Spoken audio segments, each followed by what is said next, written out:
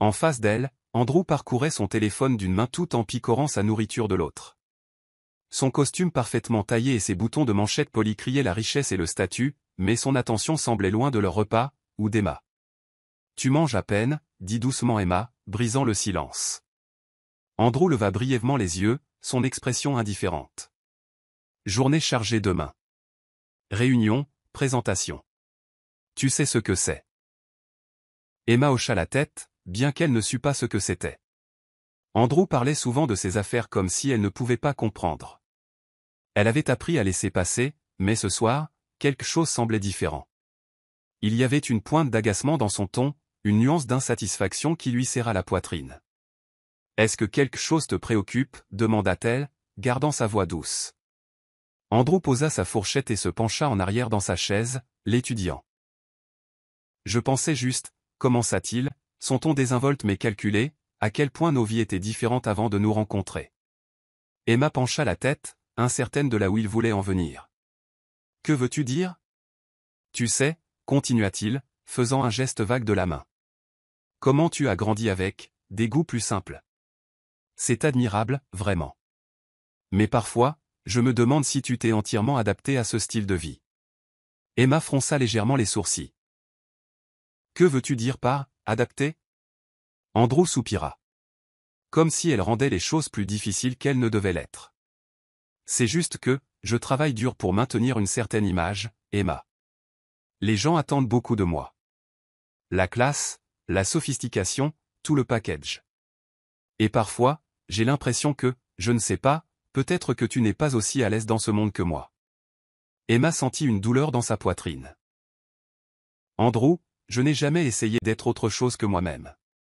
Je pensais que tu m'aimais pour ça. » « C'est le cas, » dit-il rapidement, bien que ses mots sonnent creux. « Mais l'amour ne suffit pas toujours, n'est-ce pas ?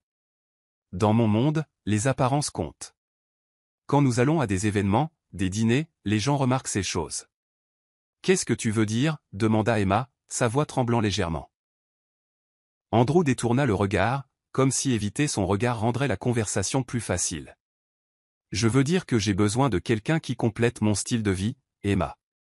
Quelqu'un qui ne le tolère pas seulement, mais qui l'incarne. » La main d'Emma se crispa sur sa fourchette. « Tu es en train de dire que ce n'est pas mon cas. » Andrew se pencha en avant, son ton s'adoucissant pour tenter de paraître raisonnable. « Je n'essaie pas de te blesser, Emma. Mais soyons honnêtes. Quand as-tu vraiment apprécié un de ces événements pour la dernière fois ? Les galas de charité ? Les dîners d'affaires ?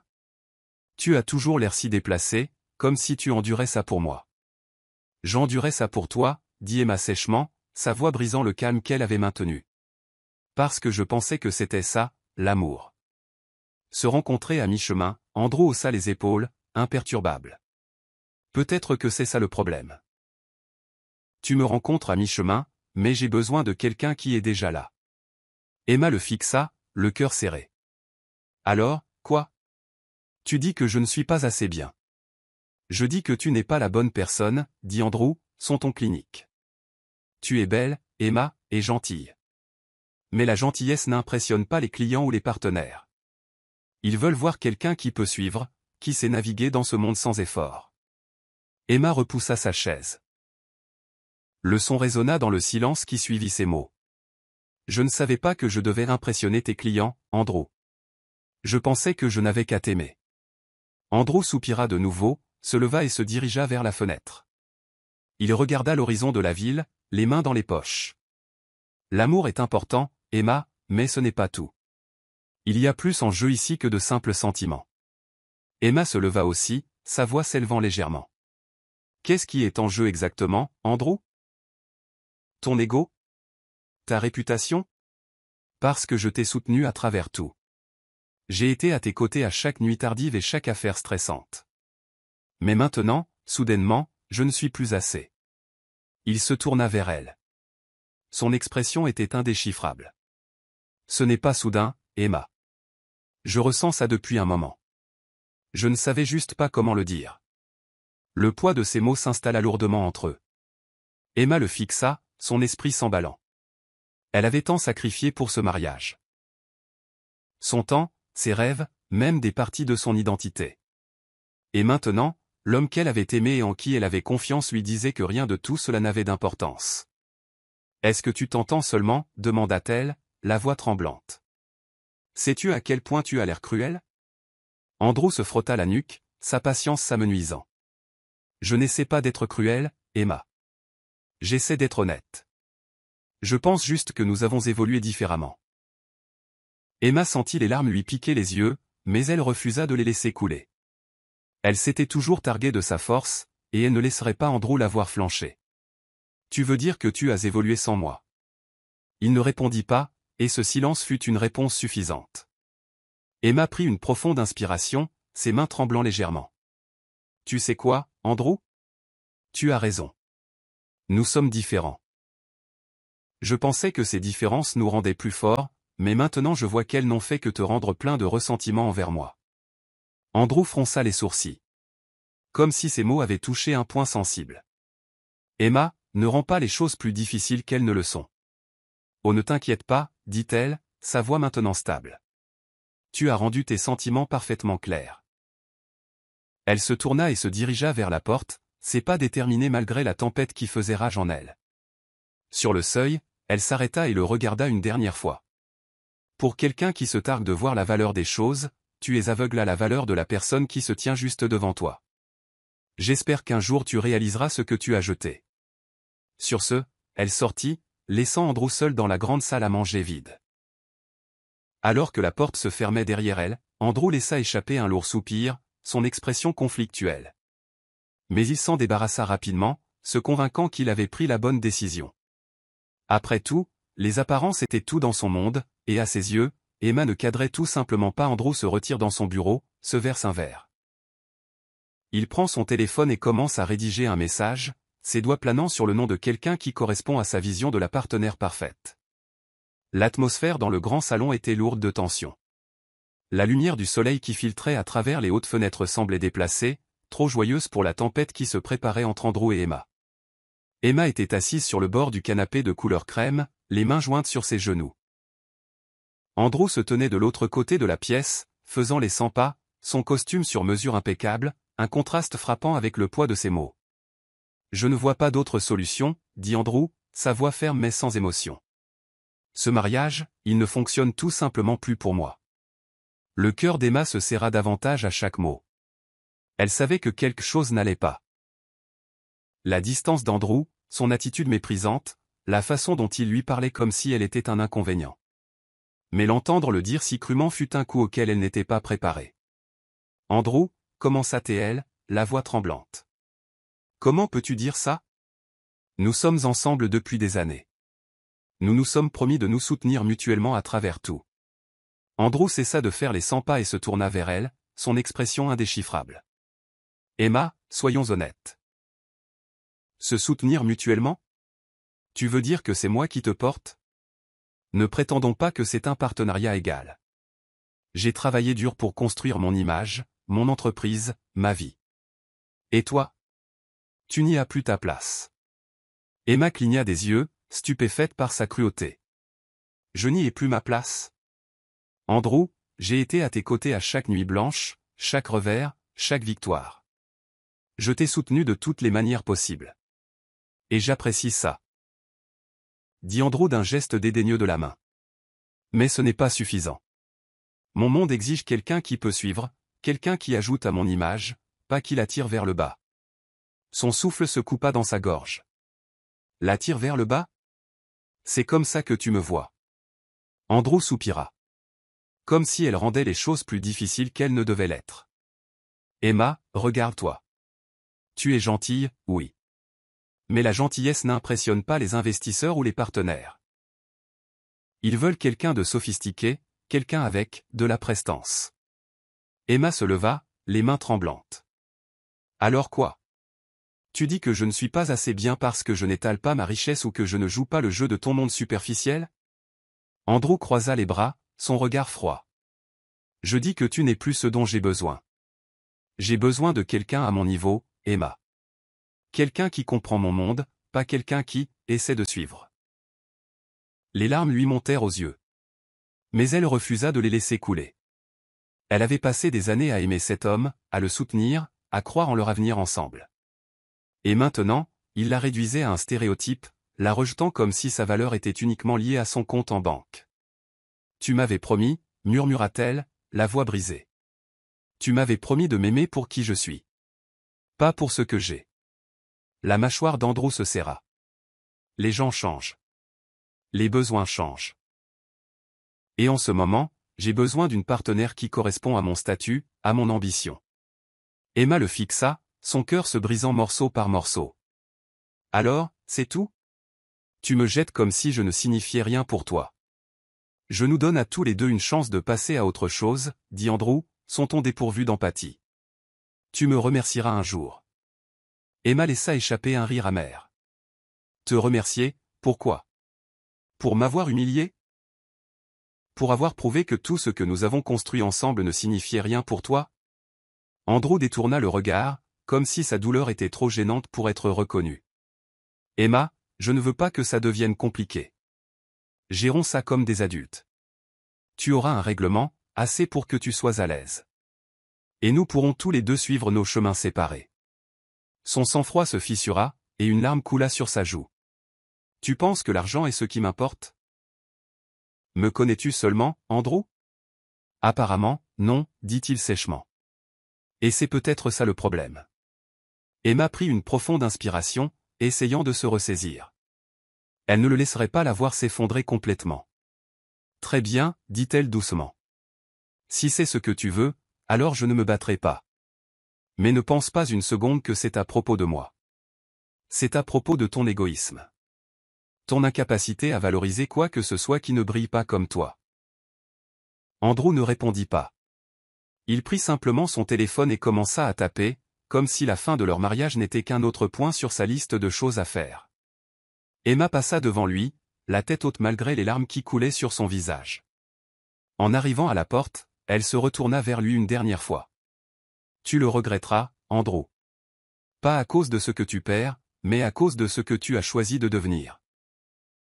Elle partit avant qu'il ne puisse répondre, ses pas résonnant dans le grand couloir. Le poids du moment pesait sur elle, mais elle refusa de le laisser l'écraser complètement. Quelques jours plus tard, Andrew était assis dans un restaurant chic, du genre où les réservations se font des semaines à l'avance.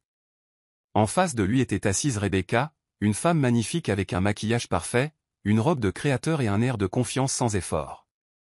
Elle était tout ce qu'il pensait vouloir. Raffinée, riche et indifférente à tout ce qui ne servait pas son image. Alors, dit Rebecca en faisant tourner son vin. J'ai entendu dire que tu es un homme libre maintenant. Andrew eut un sourire narquois, se penchant en arrière dans sa chaise. Tu as bien entendu. Emma et moi, nous n'étions tout simplement plus compatibles. Rebecca haussa un sourcil. Ah oui? Ou as-tu juste réalisé que tu méritais mieux? Andrew gloussa. Disons simplement que j'ai décidé de m'entourer de gens qui correspondent à ma vision. Rebecca se pencha en avant, ses lèvres rouges se courbant en un sourire malicieux. Eh bien, j'ai toujours cru que le succès dépendait des personnes que l'on fréquente. Andrew leva son verre. À de meilleures fréquentations. Rebecca trinqua avec lui, son rire léger et mélodieux. Andrew sentit une vague de confiance. C'était ce qu'il méritait, quelqu'un qui comprenait son monde, quelqu'un qui rehausserait son statut, pas qui le tirerait vers le bas. Mais alors qu'ils trinquaient à leurs ambitions communes, Andrew ne remarqua pas les fissures qui se formaient dans ses fondations. Sa richesse, son image, ses décisions, tout cela serait bientôt mis à l'épreuve d'une manière qu'il ne pouvait imaginer.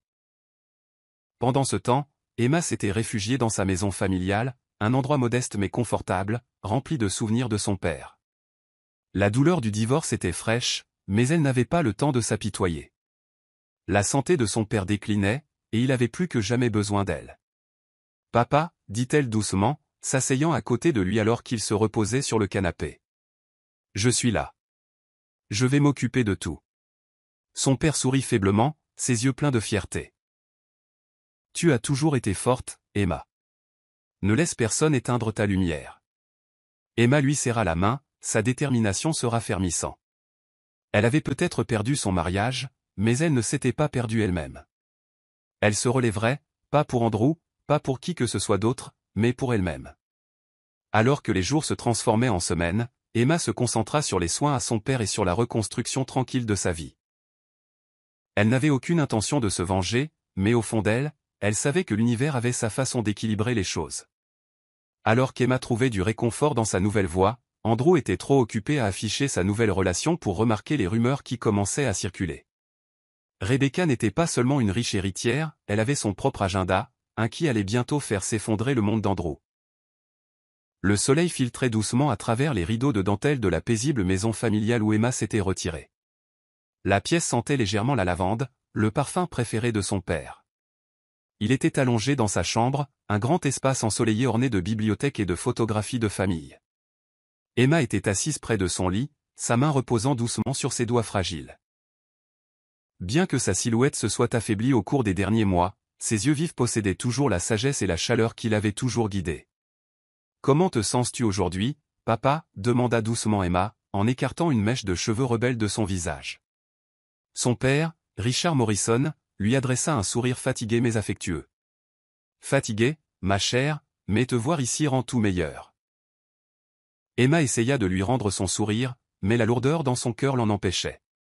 Regarder l'homme autrefois si vivant qu'il avait élevé devenir l'ombre de lui-même était plus douloureux qu'elle ne pouvait le supporter.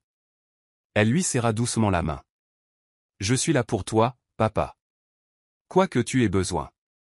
Tu as toujours été là pour moi, dit-il, sa voix rauque mais pleine de conviction. Et je suis fier de toi, Emma. Si fier. » Pendant des semaines, Emma s'était entièrement consacrée aux soins de son père. Elle passait ses journées à s'assurer qu'il était à l'aise, lui lisant des extraits de ses livres préférés et veillant à ce que tous ses besoins soient satisfaits. Elle était retournée vivre dans la maison familiale sans hésitation, laissant derrière elle les souvenirs douloureux de son mariage raté. Richard remarqua sa résilience. « Tu as changé. » remarqua-t-il un après-midi alors qu'Emma l'aidait à ajuster les oreillers derrière son dos. « Changé » demanda-t-elle en s'arrêtant pour le regarder. « Tu es plus forte maintenant » dit-il. « Quand tu étais avec Andrew, je voyais à quel point tu te retenais. Mais maintenant, il y a une force tranquille en toi. Je la vois. » Emma déglutit difficilement, essayant de repousser le flot d'émotions qui menaçait de la submerger. « J'ai dû être forte, papa. Je n'avais pas le choix. »« Tu as toujours eu le choix, Emma, » dit Richard, sa voix ferme malgré sa fragilité. « Et tu as choisi l'intégrité. C'est ce qui te rend spécial. C'est pourquoi tu es ma plus grande réussite. » Emma retint ses larmes. « Papa, ne dis pas des choses comme ça. Je suis juste honnête, dit-il. C'est quelque chose que j'aimerais que plus de gens aient le courage d'être. » L'héritage de Richard n'était pas une mince affaire.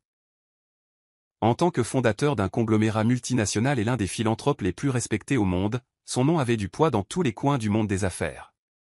Mais il avait toujours gardé sa richesse et son influence discrète, valorisant le caractère plutôt que les apparences.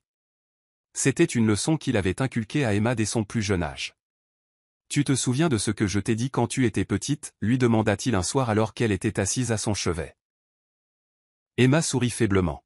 « Tu m'as dit que l'argent est un outil, pas une mesure de la valeur. » « Exactement, » dit-il en hochant la tête. « Et tu as vécu selon ce principe, Emma. Tu n'as jamais laissé la richesse te définir, et c'est pourquoi je sais que tu es la bonne personne pour perpétuer l'héritage de cette famille. » Emma le regarda, le cœur serré. « Papa, je ne suis pas prête pour ça. Je veux juste que tu ailles mieux. » Richard tendit la main et prit la sienne entre les deux siennes. « Je sais que tu n'es pas prête, ma chère. Mais la vie n'attend pas que nous soyons prêts. Elle nous demande simplement d'être à la hauteur de la situation. » Au fil des jours, la santé de Richard déclina davantage. Emma passa chaque moment possible avec lui, chérissant leur temps ensemble. Un matin tranquille, elle était assise à son chevet, lui lisant à voix haute un de ses romans préférés. Il l'interrompit avec un léger rire. « Sais-tu ce qui me manquera le plus de ce monde » demanda-t-il. Emma ferma le livre, ses yeux rencontrant les siens. « Quoi ? » ?»« Toi, dit-il simplement. Tu es ma plus grande joie, Emma. Mon cœur. » Des larmes coulèrent sur ses joues, et elle se pencha en avant, posant son front contre sa main. « Ne dis pas au revoir, papa. S'il te plaît. »« Je ne dis pas au revoir, dit-il doucement. Je passe le flambeau. » Et je sais que tu le porteras avec grâce. Ce soir-là, Richard s'éteignit paisiblement, entouré d'Emma et de quelques amis proches de la famille. Ses derniers mots pour elle furent un murmure d'encouragement. « Reste forte, ma fille. Tu es prête. » Les jours qui suivirent la mort de Richard furent un brouillard pour Emma. Elle se lança dans l'organisation de ses funérailles. Elle l'embrasse, qu'elle lui dise que tout irait bien. Mais la blessure était trop fraîche, trop profonde. Au lieu de cela, elle se dirigea vers le berceau, vérifia Kero, puis dit « C'est ton fils. Si tu veux être dans sa vie, tu dois te montrer. Ça ne veut pas dire venir une fois par semaine, ça veut dire être constant. » « Je sais, » murmura-t-il en s'approchant, regardant Kero. « Puis-je le prendre dans mes bras ?» Nia hésita, mais finit par hocher la tête, plaçant soigneusement Kero dans les bras de Derek. Il berça le bébé maladroitement, comme quelqu'un qui n'avait pas pratiqué. Pendant un instant, une étincelle de tendresse éclaira les yeux de Derek. Kero bâilla, s'agitant légèrement avant de se rendormir. Nia croisa les bras, les observant. C'était une vue douce amère, un père et son fils nouveau-né, enfin dans la même pièce. Elle voulait ressentir du soulagement et de la joie, mais la douleur de la trahison s'accrochait toujours à elle. « S'il te plaît, ne le blesse pas, » murmura-t-elle, sans savoir si elle parlait physiquement ou émotionnellement. Derek secoua la tête, levant son regard vers le sien. « Je ne le ferai pas, » dit-il doucement. Mais cette nuit-là, quand il partit, Nia réalisa que malgré les petits progrès, les excuses semblaient creuses. Aucune mesure réelle n'avait été prise pour réparer les dégâts ou combler le vide béant qu'il avait créé. Elle remit Kero dans son berceau, sentant le poids du doute dans son cœur. Si Derek voulait prouver qu'il pouvait être un vrai père, il avait un long chemin à parcourir, et un bouquet de lys n'effacerait jamais la douleur qu'il avait causée. La nouvelle que Derek avait enfin montré son visage à l'appartement parvint finalement à Mama Kemi. Sans hésiter, elle décida qu'il était temps d'intervenir directement. Elle appela Nia, annonçant qu'elle passerait plus tard dans la semaine. Quand elle arriva, Mama Kemi apporta une marmite de son ragoût de poulet maison, un remède nourrissant qui, selon elle, guérissait tous les maux, physiques ou émotionnels. Après avoir salué Nia et s'être extasiée devant Kero, elle s'assit dans le salon, sa posture ferme. « As-tu reparlé à Derek depuis sa visite ?» demanda-t-elle en remuant du sucre dans sa tasse de thé. Nia baissa les yeux, ajustant la couverture autour de Kero. Il a envoyé un texto une fois, demandant si j'avais besoin de quelque chose. Il a dit qu'il était occupé avec un nouveau client, mais qu'il passerait bientôt. L'expression de Mama Kemi s'assombrit. Ce garçon a des excuses pour des jours, remarqua-t-elle en posant sa tasse avec un léger cliquetis. Je suis venu ici parce que je veux lui parler moi-même. Il a tourné ses responsabilités en dérision. Comme par hasard, la porte s'ouvrit et Derek entra. Il s'arrêta en voyant Mama Kemi. « Oh, bonjour Ma, dit-il, la nervosité se lisant dans ses yeux. « Assieds-toi, ordonna-t-elle, sans se soucier des politesses. Nous avons beaucoup de choses à discuter. » Nia regardait, anxieuse. Elle sentait la tension émanant de sa mère, qui perdait rarement son sang-froid mais ne mâchait jamais ses mots pour protéger son enfant. Mama Kemi ne perdit pas de temps. « Derek, j'ai été patiente.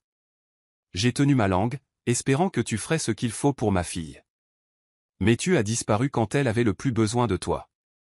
Et maintenant, tu entres et sors comme bon te semble. » Il ouvrit la bouche pour protester, mais elle leva une main, le faisant taire. « Je n'écouterai pas les excuses. Tu as manqué la naissance de ton fils, laissé Nia seule dans un moment de crise. As-tu la moindre idée de la douleur que tu as causée ?»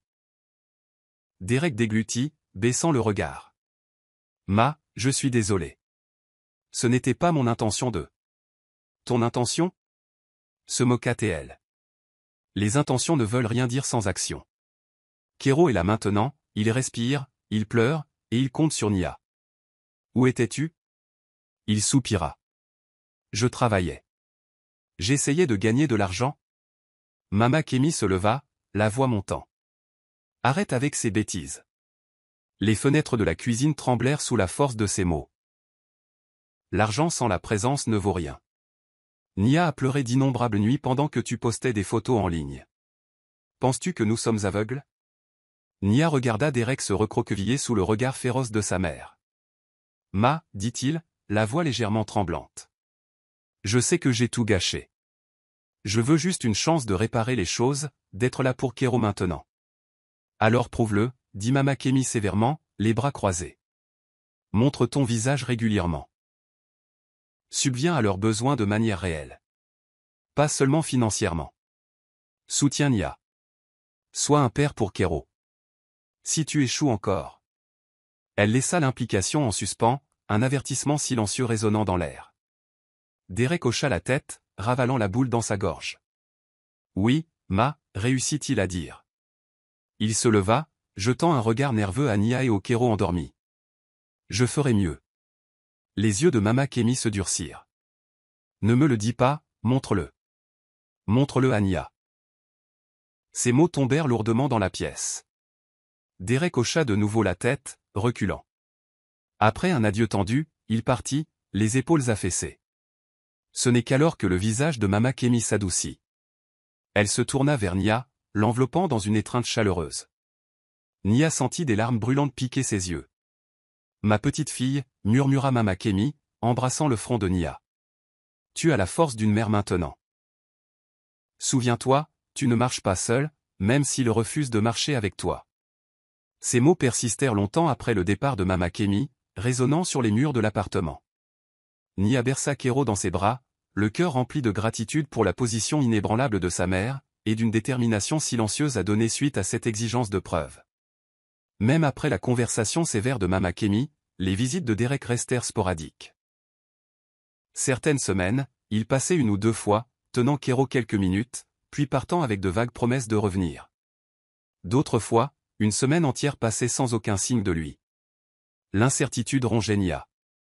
Elle ne pouvait pas continuer à vivre dans l'incertitude, se demandant si le père de Kero déciderait soudainement de se montrer. Alors, encouragée par Amara, Nia commença à tout documenter. Les textos, les captures d'écran des activités en ligne de Derek, les appels manqués et les factures d'hôpital qu'elle avait eu du mal à couvrir seule. Le chagrin s'était transformé en une vigilance protectrice. Elle était déterminée à sauvegarder l'avenir de Kero, que Derek choisisse d'y participer ou non. Un après-midi, pendant que Kero faisait la sieste, Nia composa le numéro d'un avocat de la famille recommandé par un ami. Sa main tremblait légèrement face à l'ampleur de la décision. « Bonjour, dit-elle, la voix douce mais résolue. J'aimerais explorer la possibilité de demander une pension alimentaire. » L'avocate, une femme à la voix calme, écouta avec sympathie le récit de Nia. La grossesse, l'accouchement abandonné, les apparitions fugaces de Derek. Compte tenu des circonstances, dit l'avocate, vous avez un dossier solide pour une pension alimentaire légale. Vous pourriez également envisager d'établir des arrangements de garde si vous voulez une clarté officielle sur les visites. Nia déglutit difficilement. Je n'essaie pas de le repousser, expliqua-t-elle, des larmes montant à ses yeux. Je ne peux tout simplement plus faire ça seule. J'ai besoin d'une garantie pour Kero. Compris, répondit l'avocate. Nous rassemblerons les preuves, remplirons les documents appropriés et lui signifierons l'avis. Le processus judiciaire peut être émouvant, mais il est souvent nécessaire lorsqu'un parent ne remplit pas ses obligations. Après avoir raccroché, Nia sentit un poids lourd dans sa poitrine. Recourir à la justice lui donnait l'impression de franchir un seuil qu'elle n'avait jamais imaginé au premier jour de sa romance avec Derek. Elle se souvint des nuits où ils se blottissaient sur le canapé, parlant de futures vacances en famille et des prénoms de leurs enfants potentiels. Comment en était-il arrivé là? Amara arriva plus tard ce jour-là pour prendre de ses nouvelles. En apprenant la nouvelle, elle hocha la tête avec approbation. Tu fais ce qu'il faut, Nia. Il doit comprendre que Kero n'est pas un projet secondaire optionnel. C'est une vie. Nia serra son carnet de lettres à Kero, le pressant contre son cœur. J'espère juste que cela ne va pas empirer les choses. J'ai peur des retombées, de sa réaction. Amara posa une main réconfortante sur l'épaule de Nia. Quoi qu'il arrive, tu protèges ton enfant. C'est ta première priorité. Et tu as des gens qui te soutiennent, ta mère, moi, nous sommes tous là pour t'aider. Nia expira, laissant un peu de soulagement s'infiltrer. Elle jeta un coup d'œil au Kero endormi, sa petite poitrine se soulevant et s'abaissant au rythme doux. Demander une pension alimentaire n'était pas l'avenir qu'elle voulait, mais elle ferait tout ce qu'il fallait pour s'assurer que son fils ne manque jamais de rien. Peu importe la violence des retombées, le bien-être de son fils serait protégé, même si elle devait affronter Derek devant un tribunal. Au milieu de toute la tension, la vie avait une façon d'offrir de petits moments précieux qui rappelaient à Nia ce qui comptait vraiment. Kero devenait un peu plus fort chaque jour, ses pleurs autrefois fragiles se transformant en gémissements plus affirmés qui exigeaient de l'attention. Et puis, un après-midi, alors que Nia jouait à cache-cache avec lui sur le sol du salon, un miracle se produisit, un rire doux et bouillonnant s'échappa de ses lèvres. Nia halta, des larmes montant instantanément à ses yeux. Elle répéta le jeu, couvrant son visage de ses mains puis révélant son sourire. Kero gloussa de nouveau, ses yeux se plissant de plaisir enfantin. C'était le son le plus joyeux qu'elle ait jamais entendu. Elle attrapa son téléphone avec des doigts tremblants, enregistrant une courte vidéo de ce rire réconfortant. Elle avait besoin d'un souvenir de cette étape importante, quelque chose vers lequel elle pourrait se tourner chaque fois que le chagrin menacerait de la submerger. Plus tard, Amara passa avec des courses. « J'ai pris des couches et des lingettes aussi. » dit-elle joyeusement. Puis elle vit l'expression radieuse sur le visage de Nia. « Qu'est-ce qui te rend si heureuse ? » « Regarde, » murmura Nia, plaçant Kero sur ses genoux. Elle répéta le jeu de cache-cache, et une fois de plus, Kero répondit par un petit rire qui semblait remplir tout l'appartement de chaleur. Amara poussa un cri de joie. « C'est incroyable !» Son premier rire. Elles rejouèrent le moment, le chérissant comme une lueur d'or dans une grotte sombre. Nia ressentit une vague de gratitude pour la résilience de son fils. Malgré le chaos entourant son arrivée, Kero s'épanouissait en un bébé sain et heureux. Ce soir-là, Nia partagea la vidéo avec sa mère, qui la rappela immédiatement, la voix remplie d'émotion. « Mon petit-fils a le rire le plus mignon du monde, » déclara Mama Kemi, riant à travers ses larmes. « Je suis si fière de vous deux. » Une partie de Nia était tentée d'envoyer le clip à Derek, de tendre un rameau d'olivier. Pourtant, elle hésita. Jusqu'à présent, l'intérêt de Derek s'était limité à des textos sporadiques.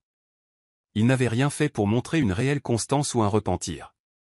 Pourtant, une petite partie de son cœur désirait qu'il assiste à cette belle étape. Tiraillée par des émotions contradictoires, elle décida finalement de transférer la vidéo. Au moins, Kero méritait que son père soit témoin de son premier rire. Une seule coche indiqua que le message avait été livré. Les minutes passèrent. Puis 1 heure. 2 heures. Pas de réponse. Nia sentit à nouveau la piqûre du rejet, mais le petit rire de Kero rejouant dans son esprit lui offrit du réconfort. Elle lui murmura ce soir-là avant de se coucher, « Ton rire est plus puissant que toute tristesse, mon garçon. Je te promets de te donner une vie pleine de raisons de sourire. » Poussée par un désir d'indépendance, Nia décida qu'elle devait prendre les choses en main pour elle et Kero. Une de ses amies d'un ancien travail mentionna la possibilité de travailler en freelance à distance, en rédaction et en édition de contenu. C'était décemment payé et offrait la flexibilité de s'occuper de Kero à la maison. Elle postula via une série de plateformes en ligne et, en quelques semaines, elle décrocha son premier contrat. C'était un petit projet, la relecture d'articles de blog, mais cela lui donna un sentiment d'autonomie. Lentement, elle constitua son portfolio, acceptant des missions plus importantes et gagnant en confiance en ses compétences. En parallèle, Nia trouva un petit appartement confortable plus près du quartier de Mama Kemi. Le loyer était gérable, et cela lui offrait un nouveau départ, loin des souvenirs douloureux associés à l'endroit qu'elle avait partagé avec Derek. Avec l'aide d'Amara et de Mama Kemi, elle emballa ses affaires, mettant soigneusement de côté tout ce qui lui rappelait la présence persistante de Derek. Quand elle emménagea enfin dans le nouvel appartement, la première nuit parut étrange, à la fois libératrice et solitaire. Elle coucha Kero dans son berceau, le pâle clair de lune filtrant par la fenêtre. L'épuisement pesait sur ses yeux, mais elle ne pouvait pas dormir immédiatement. Son esprit bourdonnait de pensées sur le procès pour pension alimentaire, sur le chagrin qu'elle soignait encore, et sur l'avenir du bébé. Elle trouva un stylo et son fidèle carnet de lettres à Kero. Se tournant vers une page blanche, elle écrivit « Kero, aujourd'hui nous avons déménagé dans notre nouvel endroit. C'est plus petit, mais on s'y sent déjà chez nous. Je travaille dur pour que nous puissions avoir un avenir stable. Tu es en paix, dormant comme le petit ange que tu es. Je te promets que je ferai de cet espace un havre de paix pour nous. Et si ton père décide de nous rejoindre, ce sera à nos conditions, respectueuses, aimantes et constantes. S'il ne peut pas offrir cela, nous nous en sortirons très bien seuls, mon chéri, astérisque. Elle termina la note, toucha doucement la petite main de Kéro et ressentit un sentiment écrasant d'espoir.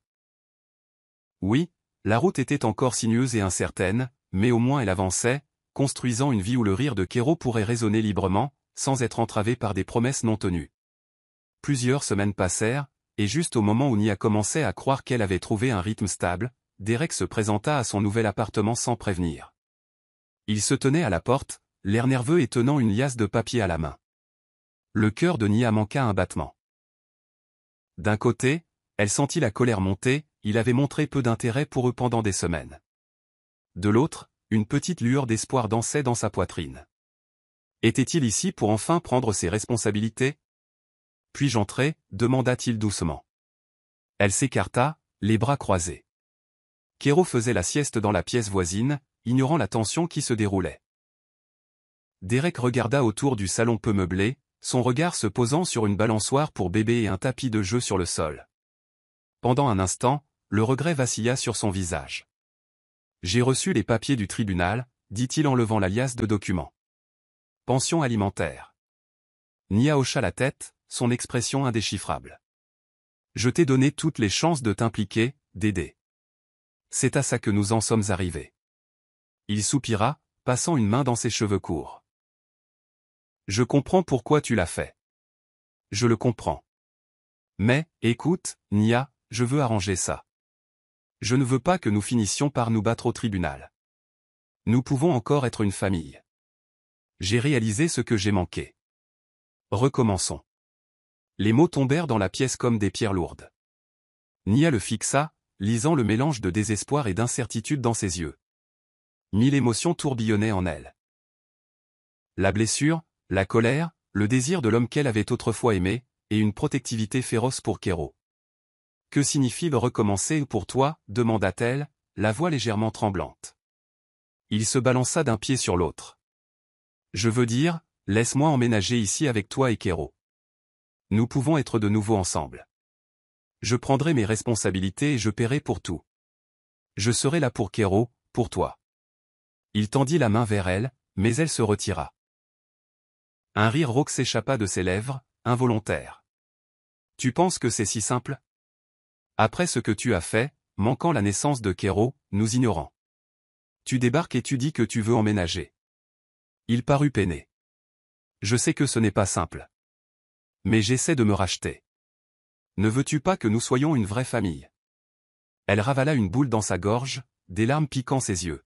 « Je le voulais, Derek. Je le voulais plus que tout. Mais tu es parti quand j'avais le plus besoin de toi. Tu n'es revenu qu'après que les avocats se soient impliqués. Alors ça veut dire que tu ne me donneras pas de chance? » demanda-t-il, la voix légèrement brisée. Nia ferma les yeux, pensant aux lettres qu'elle avait écrites à Kéro, aux nuits d'hôpital seul, aux publications Instagram cinglantes qui affichaient son style de vie insouciant. Elle pensa aussi à l'avenir de Kéro. Bénéficierait-il d'avoir son père à ses côtés? Quand elle rouvrit les yeux, sa voix se raffermit. « Si tu veux être dans la vie de Kéro, tu dois mériter cette place. La constance, Derek. Tu ne peux pas apparaître et disparaître. Quant à vivre ensemble? Non. Je ne suis pas prête.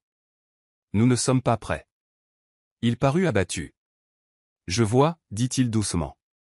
Mais, peut-être qu'avec le temps, nous pourrons arranger les choses? » Avec le temps, répéta-t-elle, son ton sur la défensive. On verra. Pour l'instant, tu te conformes à l'arrangement que le tribunal fixera. Sois présent pour ton fils. Si, à l'avenir, la confiance est reconstruite, peut-être que nous parlerons. Mais pour l'instant, concentre-toi sur le fait d'être un père, pas seulement un mari que tu n'as jamais agi comme tel. Les yeux de Derek étaient bordés de remords, mais il hocha la tête, tenant les papiers près de lui. Avec un dernier regard autour de l'appartement, il dit « Je ferai tout ce qu'il faudra. » Nia le regarda partir, le cœur battant. Elle pria pour que ce ne soit pas une autre promesse creuse. Seul le temps dirait si l'offre de réunion de Derek était authentique, ou un autre mirage dans un désert de vœux brisés. Avance rapide jusqu'au premier anniversaire de Kéro. 1 an s'était écoulé depuis la grossesse tumultueuse de Nia et la naissance prématurée de Kéro. Fidèle à ses convictions, Nia insista pour organiser une petite célébration significative plutôt qu'une fête extravagante. Ballon, un simple gâteau fait maison, et des amis proches et la famille se réunirent dans la modeste cour de son nouvel immeuble. Amara, servant de maîtresse de cérémonie non officielle, était de bonne humeur. Tout le monde, rassemblez-vous, appela-t-elle. Il est temps de couper le gâteau. Une musique douce jouait d'un haut-parleur, et les invités se mêlaient avec des rires et des conversations chaleureuses. Kéro se tenait debout avec l'aide des mains de Nia, titubant sur ses jambes potelées et regardant les ballons colorés avec de grands yeux. Mama Kémi rayonnait, distribuant des assiettes. T'es sur ton bureau. Tu devrais savoir qu'il ne faut pas laisser traîner ce genre de choses si tu ne voulais pas que je le voie, rétorqua TL. Explique-toi. Il laissa échapper une respiration lente et mesurée. Ryan et moi avons collaboré sur une importante affaire d'investissement il y a quelques années. Nous devions nous associer pour nous étendre en Europe, mais il m'a trahi à la dernière minute, volant mes contacts et renégociant les termes dans mon dos. Cela m'a coûté des millions, mais plus que ça, c'était une trahison personnelle. Les yeux de Mia flamboyèrent. Elle se sentit nauséeuse. Alors tu m'as utilisé comme un pion dans ton complot de vengeance contre lui?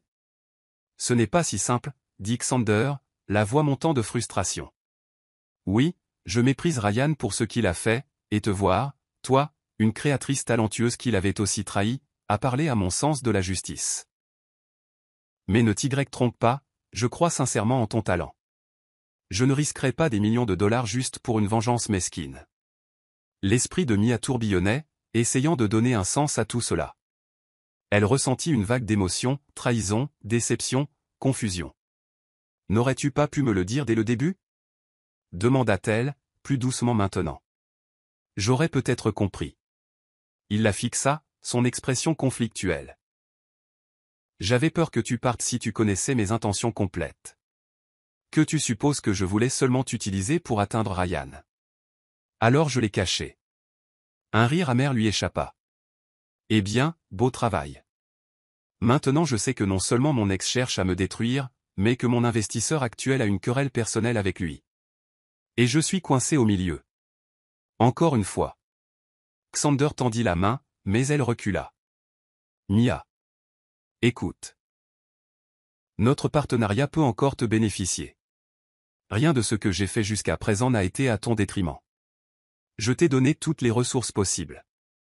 Elle secoua la tête, les larmes aux yeux. Je ne suis pas sûr de pouvoir te croire. Tout le monde dans ma vie a un intérêt caché. Ryan, les médias, et apparemment même toi. J'en ai fini d'être la marionnette de quelqu'un. Sur ce, elle sortit en trombe, ignorant les supplications de Xander de l'attendre. Elle fuit le bâtiment, l'adrénaline alimentant ses pas alors qu'elle hélait un taxi. Son téléphone vibrait d'appels et de SMS de Xander, qu'elle ignora tous. Cette nuit-là, elle se retrouva dans une minuscule chambre de motel en périphérie de Manhattan, le même sac de sport à ses côtés. Elle fixa le papier peint qui se décollait, sentant le poids écrasant de la déception. Elle s'était juré de ne plus jamais se laisser manipuler par les intentions cachées d'un homme. Pourtant, la voilà, empêtrée dans une toile qu'elle n'avait jamais vue venir. À travers les murs fins, elle pouvait entendre les sons étouffés de la télévision de quelqu'un d'autre. Elle éteignit son téléphone, ne voulant faire face à personne. Je le ferai seule, jura-t-elle en silence, des larmes coulant sur ses joues. Je prouverai ma valeur, et je le ferai sans Xander Cole. Mia se réveilla le lendemain matin sur le lit bosselé du motel, les yeux irrités par une nuit de pleurs agités. La dure réalité était qu'elle avait coupé les ponts avec Xander, son unique financier. Bien qu'elle ait une collection partielle de croquis et ait même commencé à produire quelques prototypes, tout cela était financé par ses fonds. Maintenant, ce financement était coupé, mais partir lui semblait nécessaire. Elle refusait de se laisser être une arme involontaire dans une vendetta. Rassemblant le peu d'argent qui lui restait, elle parcourut la ville à la recherche d'un modeste atelier qu'elle pourrait louer à court terme. Finalement, elle s'installa dans une petite pièce sombre d'un vieil entrepôt, bien loin de l'environnement élégant que Xander lui avait fourni, mais c'était le sien, et à personne d'autre. La nouvelle se répandit rapidement dans l'industrie. Certains pensaient qu'elle et Xander s'étaient disputés pour des différends créatifs, tandis que d'autres spéculaient sur une rupture amoureuse. Indépendamment des rumeurs, les sponsors et les fournisseurs autrefois enthousiastes commencèrent à se retirer, ne voulant pas risquer de s'attirer les foudres de Xander Cole ou d'être lié à une entreprise non éprouvée. Mia se retrouva une fois de plus à chercher des ressources. Pourtant, sa détermination était plus féroce que jamais. Elle se plongea dans ses créations, puisant dans sa colère, sa douleur et sa passion inébranlable. Chaque pièce reflétait les émotions turbulentes qui tourbillonnaient en elle, des lignes fortes, des couleurs audacieuses, des détails complexes qui parlaient de résilience et de rébellion. Elle travaillait jour et nuit, cousant à la main si nécessaire, refusant de laisser l'adversité la réduire au silence. Pendant ce temps, elle acceptait aussi des petits boulots pour subvenir à ses besoins. Des missions de design en freelance, des retouches mineures pour des boutiques locales, tout pour rester à flot. Si le faste du gala lui avait momentanément rappelé son potentiel, le travail acharné pour construire quelque chose à partir de rien cimentait maintenant sa volonté. Je ne suis pas une victime, se répétait-elle souvent, un mantra qui la propulsait à travers l'épuisement et le doute. Pendant ce temps, la campagne de dénigrement contre elle avait ralenti mais laissé des traces. Les blogs de mode écrivaient des articles élogieux sur la collection innovante de Ryan, mentionnant rarement les allégations de vol de Mia. Il avait l'avantage en termes de ressources et de publicité, se pavanant comme le génie derrière des créations qu'elle avait enfantées au plus profond de sa créativité. La rage bouillonnait en elle chaque fois qu'elle voyait son visage suffisant sur une couverture de magazine. Tard un soir, alors qu'elle était penchée sur une machine à coudre dans son atelier faiblement éclairé, elle reçut un message inattendu. Son téléphone, presque à court de batterie, vibra sur le coin de la table. Elle le prit pour voir un numéro inconnu. Le texto disait « Je n'ai pas cessé de suivre ton travail. Tu mérites d'être entendu. Une amie veut t'aider. Appelle-moi. » C'est, Mia fronça les sourcils. C'est. Qui cela pouvait-il être? Ses pensées allèrent aller là, mais l'initiale ne correspondait pas. Elle envisagea de l'ignorer, mais une faible lueur d'espoir la tiraillait. Elle décida de répondre. Qui êtes-vous? En quelques minutes, elle obtint une réponse. Quelqu'un qui croit en toi. Ne laisse pas l'orgueil t'empêcher d'obtenir ce que tu mérites. Son cœur battait la chamade. Était-ce un piège? Une ruse du camp de Ryan pour l'attirer dans un autre scandale? Ou peut-être Xander? Utilisant un autre numéro pour communiquer avec elle? Le message la taquinait avec des possibilités. Contre son meilleur jugement, elle composa le numéro. Une femme répondit, sa voix basse et confiante. Mia Carter? Oui. Et vous êtes, exigea Mia. Camille Warner. Je représente un groupe d'investisseurs privés de la mode qui ont suivi vos progrès. Ils croient en votre talent, surtout après avoir vu avec quelle passion vous vous êtes battu pour laver votre nom. Mia fronça les sourcils. Comment savoir que ce n'est pas une arnaque? Un léger rire se fit entendre au bout du fil. Question intelligente. Nous nous rencontrerons en personne. J'apporterai des références. Nous voulons financer votre ligne. Sans conditions cachées. Pas de vendetta cachée. Juste un contrat d'investissement équitable. La prise de Mia sur le téléphone se resserra. Une autre offre trop belle pour être vraie? Elle ne pouvait nier la lueur d'espoir qui s'était allumée. Pourquoi moi? Parce que vous faites du bruit, même sans soutien grand public, répondit Camille. Nous avons vu les croquis que vous avez postés en ligne.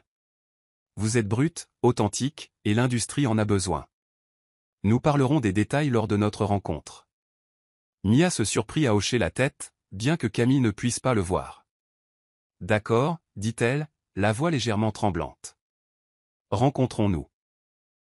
Ils organisèrent une réunion plus tard dans la semaine dans un lieu neutre, un café à Midtown. L'esprit de Mia tourbillonnait à la possibilité d'un soutien authentique, libre de la présence écrasante de Xander ou du sabotage de Ryan. Pourtant, elle restait sur ses gardes. Le jour venu, Mia fut choquée de découvrir que Camille avait été cadre dans une grande maison de couture. Elle présenta des références solides, des lettres de recommandation de personnalités de l'industrie, et un projet de contrat qui donnait à Mia le contrôle de sa direction créative. Les conditions étaient plus qu'équitables. Elles étaient encourageantes, avec un calendrier structuré pour le retour sur investissement et sans vendetta personnel attaché. D'où vient exactement cet argent? Demanda Mia en parcourant les pages. Camille fit une pause, choisissant ses mots avec soin. Disons que nous avons des sponsors philanthropiques. Un groupe qui veut soutenir les talents féminins émergents. En particulier celles qui ont été marginalisées ou exploitées. Le regard de Mia se leva, cherchant des motivations cachées sur le visage de Camille. Elle ne vit que de la sincérité. Après près d'une heure de conversation, Mia sentit une confiance prudente se former. Elle réalisa que la vraie question n'était pas de savoir si l'offre était légitime. C'était de savoir si elle était prête à laisser derrière elle sa colère contre Xander et Ryan, pour se concentrer uniquement sur la création de son propre chemin. À la fin de la réunion, Mia fut submergée de gratitude et d'incrédulité. Elle s'était vraiment libérée des chaînes manipulatrices de son passé, forgeant une alliance qui respectait son autonomie. Elle signa une lettre d'intention sur le champ dans le café, les larmes lui brûlant les yeux. Camille sourit chaleureusement en lui serrant la main. « Tu le mérites, Mia. Maintenant, montrons au monde ce dont tu es capable. » Et sur ce, Mia sentit les derniers vestiges de ses anciennes attaches tomber. Cette fois, il n'y aurait pas d'agenda caché, pas de ficelle la tirant en coulisses.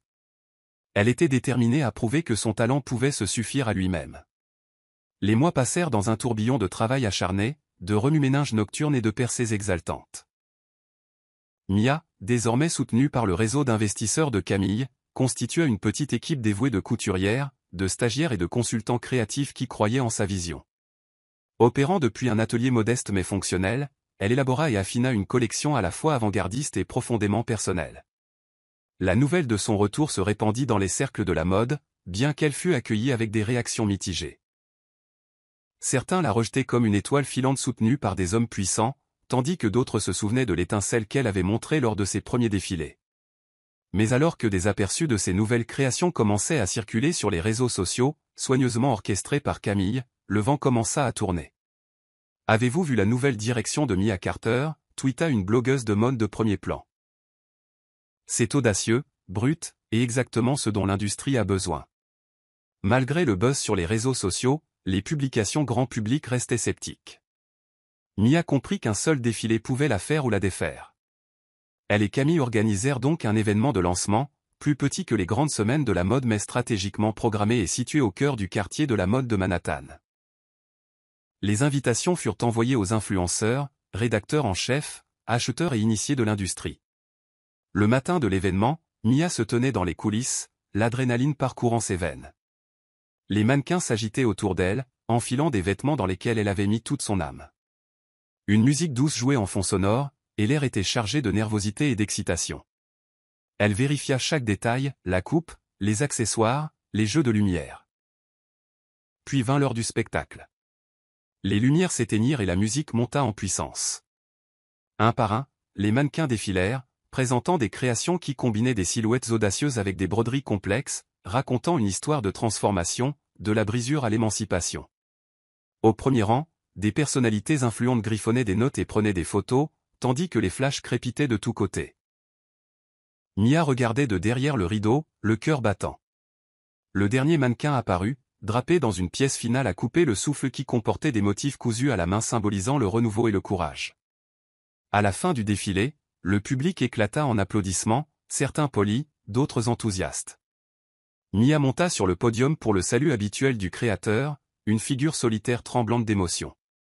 Des applaudissements tonitruants. Quelques sifflets. Les gens étaient debout. Elle avait du mal à y croire. Elle l'avait fait, selon ses propres termes. Les larmes menaçaient de couler alors qu'elle saluait, s'inclinant légèrement avant de se retirer en coulisses. L'après-spectacle fut un tourbillon d'interviews et de félicitations.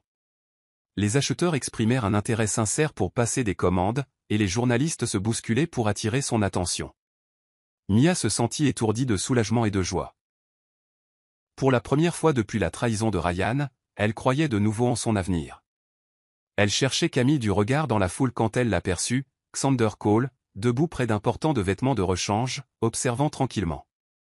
Son cœur rata un battement. Elle ne lui avait pas parlé depuis leur dispute. Leurs regards se croisèrent. Il s'approcha, sa voix presque engloutie par le tumulte de l'excitation post-défilé. « J'ai entendu parler de ton défilé, dit-il. Je voulais voir par moi-même. » Mia l'étudia avec méfiance. « Tu aurais pu demander une invitation. » Un fantôme de sourire traversa ses lèvres. « Je ne pensais pas être le bienvenu. » Il regarda autour de lui la scène animée. Mais je devais te voir. Je suis fier de toi, Mia. Tu l'as fait. Une vague d'émotion inattendue la submergea. C'était l'homme qui l'avait sauvé du bar de l'hôtel, qui lui avait donné une seconde chance, mais qui avait aussi gardé des secrets sur sa querelle avec Ryan. Elle peina à trouver les mots justes. J'ai eu de l'aide, réussit-elle à dire. Xander hocha la tête. Camille. C'est une bonne personne. Il fit une pause, baissant les yeux comme pour rassembler son courage. Je suis désolé de ne pas avoir été franc sur tout plus tôt. Tu méritais l'honnêteté. Mia laissa échapper une longue expiration. Ça m'a fait mal, Xander. Je ne vais pas mentir.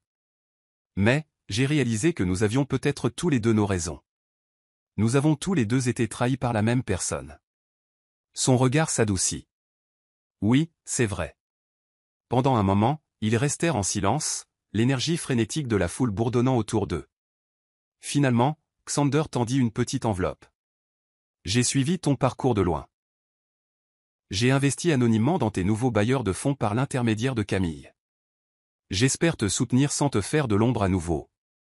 Les yeux de Mia s'écarquillèrent. Elle ouvrit l'enveloppe pour trouver une brève lettre confirmant un investissement silencieux dans sa marque. Une somme modeste, mais suffisante pour montrer qu'il croyait en elle. Les coins de sa bouche se relevèrent en un sourire réticent. Tu n'as jamais cessé de croire en moi, n'est-ce pas? Il secoua la tête. Non. J'ai juste réalisé que rester en coulisses pourrait te donner la liberté dont tu avais besoin pour vraiment briller. À cet instant, Mia ressentit une vague de gratitude. Mais elle ressentit aussi un sentiment de libération.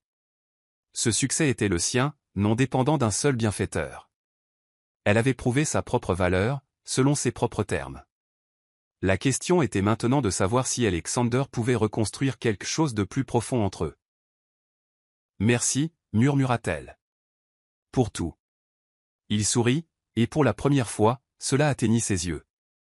Je suis juste content que tu sois là où tu dois être. Sous les feux de la rampe. 3 semaines après le défilé, l'atelier de Mia bourdonnait d'activité. Les commandes affluaient, les offres de collaboration se matérialisaient, et son nom, autrefois déshonoré, se transforma en une marque convoitée. Elle ne se demandait plus si elle méritait le succès. Elle l'embrassait pleinement, reconnaissant la sueur et les larmes qui avaient pavé son chemin. Pendant cette période de transition, elle et Xander restèrent en contact, bien que prudemment. Ils prenaient parfois un café ou discutaient des mises à jour commerciales. La tension qui pesait autrefois entre eux s'était adoucie pour laisser place à un respect mutuel. Pourtant, Mia sentait une question persistante. Pouvait-elle lui faire de nouveau confiance sur un plan personnel? Un soir frais, ils se rencontrèrent dans un salon-terrasse tranquille surplombant la ville. Le ciel s'étirait en un indigo profond, parsemé d'étoiles. Malgré le scintillement des bougies sur leur petite table, un courant de sérieux flottait entre eux. Mia portait une élégante robe noire, tandis que Xander avait opté pour un costume sur mesure, sans la cravate. Ils passèrent quelques minutes à échanger des politesses sur le succès de sa collection. Puis Mia prit une profonde inspiration. Xander, il y a quelque chose que nous devons éclaircir. J'ai pensé à nous, à ce que nous étions, à ce que nous sommes maintenant. Il hocha la tête, comme s'il s'attendait à cette conversation. Continue. Elle se prépara. S'il doit y avoir quelque chose entre nous, personnellement, je dois être sûr que tu me vois comme une égale. Pas un projet, pas un pion. Je suis ma propre personne, avec mes propres ambitions. Il se pencha en avant, posant ses avant-bras sur la table. Je comprends, Mia. J'ai fait des erreurs, de grosses erreurs. Ma colère contre Ryan a obscurci beaucoup de mes décisions. Mais je n'ai jamais eu l'intention de te diminuer. Oui, je voulais ma vengeance, mais j'admirais aussi ton talent. Maintenant, je t'admire encore plus. Ta force, ton intégrité, tout. Son aveu sincère adoucit son cœur. Elle tendit la main sur la table, posant la sienne sur la sienne. Je suis prête à voir où cela nous mène, si tu peux accepter le fait que j'ai ma propre vie, mon propre empire à diriger. Je n'ai pas besoin d'être sauvé ou contrôlé. Je veux juste, fit-elle une pause, sa voix s'adoucissant, un partenaire. Les yeux de Xander reflétaient à la fois le soulagement et la détermination. Je n'ai jamais voulu te contrôler, Mia. Je te le promets. Tout ce que je demande, c'est la chance d'être à tes côtés. Vraiment à tes côtés. Elle l'étudia un long moment, sentant la sincérité dans ses paroles. Au loin, les lumières de la ville scintillaient comme la promesse de nouveaux départs. Enfin, Mia hocha la tête. D'accord. Essayons. Mais c'est moi qui fixe les conditions. Un large sourire s'étala sur son visage. Mia Carter, s'il y a une chose que j'ai apprise, c'est que tu fixes tes propres conditions dans la vie. J'ai juste de la chance si tu me laisses en faire partie. Ils partagèrent un léger rire qui dissipa des semaines de tension. La conversation passa.